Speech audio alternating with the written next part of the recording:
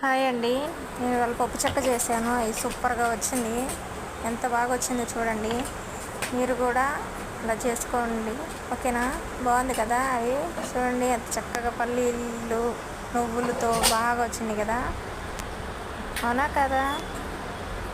Please subscribe చేసుకోండి, ఓకేనా? Bye bye.